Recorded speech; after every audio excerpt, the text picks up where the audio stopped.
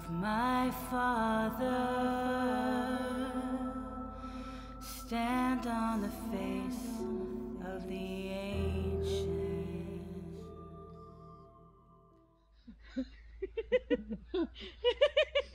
Am I sexy? Yeah. So, I just got back to my van. I am not in the Peak District or Sheffield anymore. Disappeared off to Stoke for a bit.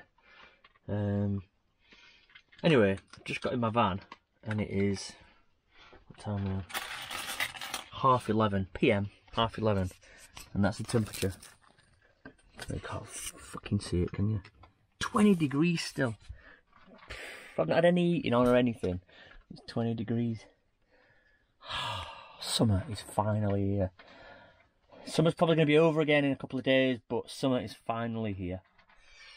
Ugh. Right, so busy day. I'm going to do some van improvements probably today. I've got some things I need to do, some changes, some drastic changes to the van actually, since I decided to keep it. But first, I really need to get some of these orders out. Now, I'm going to do a bit of a time lapse on this because I want you to know the scale of what I'm dealing with at the moment. I'm so grateful for everybody that orders stuff from my website. But if things carry on, I'm going to need a warehouse. When people order from my website, just understand that you will get your order, but you might not get it like the next day or the day after that, or even the week after that. You get it when me on my own can get through all these orders and get them to a post office.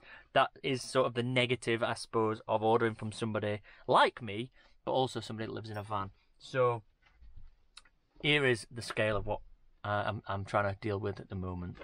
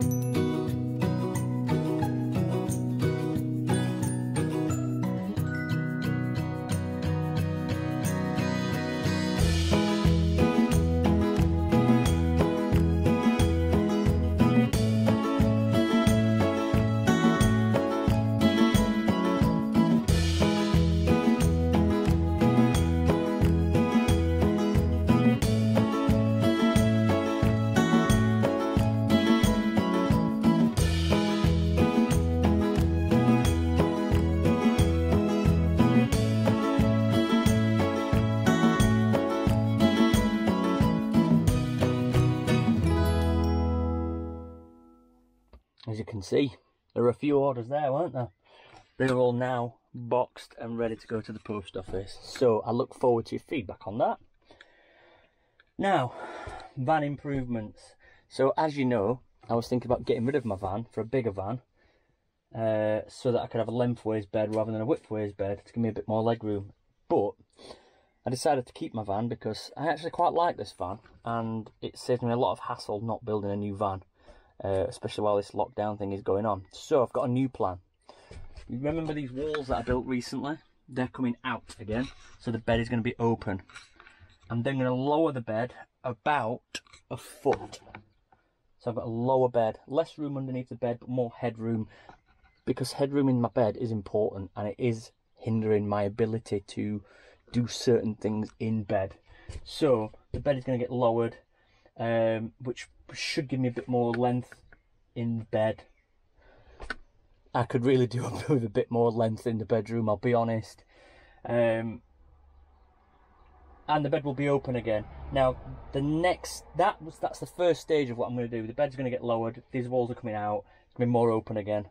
It should make the van feel bigger. The next stage is something to do with this seating area here. Now, this is just wasted space because I sit there, I don't sit there, I just pile rubbish there. So, there is a possibility that I may change this round completely, build another bed here maybe, even potentially put a shower in. It's going to be a tight squeeze for a shower, but this table is too big. Like, I know it's only a small table, but what do I need all that room for? I need somewhere to pop my laptop, and that's it, really. I need somewhere to pop a couple of plates when I'm eating. That's it. So really, the table doesn't need to be this big. So all this seating area here could potentially just come out.